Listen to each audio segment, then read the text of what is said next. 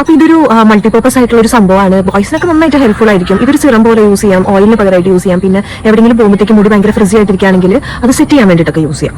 ഒരുപാട് കാര്യങ്ങളുടെ ഒരു ക്ലാരിഫിക്കേഷന് വേണ്ടിയിട്ടാണ് ഞാനിപ്പോൾ ഇന്ന് വീഡിയോ ചെയ്യുന്നത്. ഇപ്പോഴും ഞാൻ ഇമൾജൽ എന്ന് പറയുമ്പോൾ ആൾക്കാർ ചോദിക്കുന്നുണ്ട് എന്താണ് ഇമൾജൽ എന്ന് പറഞ്ഞാൽ പ്രത്യേകിച്ച് ഒന്നുമില്ല, ഞാൻ തന്നെ ഇട്ടൊരു പേരും, പക്ഷെ എനിക്ക് ഉള്ളതാട്ടോ, പറ്റിച്ചതല്ല. ഇത് കൈൻഡ് ഓഫ് ഒരു ജെല്ല് പോലത്തെ ഒരു സംഭവമാണ്. എനിക്ക് തോന്നുന്നില്ല ആരും ഇതുപോലെ അതായത് ഹെയർ ടൈപ്പിനനുസരിച്ചിട്ട് പ്രോഡക്റ്റ് സെയിൽ ചെയ്യുന്നുണ്ടെന്ന് എനിക്ക് തോന്നുന്നില്ല. പൊതുവെ സാധാരണ ഓയിൽ ഉണ്ടാവും, പിന്നെ ഒരു ജെല്ല് ഉണ്ടാവും, അങ്ങനെയൊക്കെയാണ്. പക്ഷെ ഇത് രണ്ടിന്റെയും ഇടയിലുള്ള ഒരു സംഭവമാണ്. അപ്പൊ ഇത് എല്ലാവർക്കും യൂസ് ചെയ്യാം. പക്ഷെ ഇപ്പോൾ ലോ പൊറോസിറ്റി ആയിട്ടുള്ള ഹെയർ ആണെന്നുണ്ടെങ്കിൽ നിങ്ങൾക്ക് ഇത് ഹെയർ ഓയിലിന് പകരമായിട്ട് യൂസ് ചെയ്യാം. ലോ പൊറോസിറ്റി ഹെയർ ഉള്ളവർ ഹെയർ ഓയിൽ യൂസ് ചെയ്യുമ്പോൾ ചിലപ്പം ഭയങ്കര ഓയിലി ആയിട്ടിരിക്കും.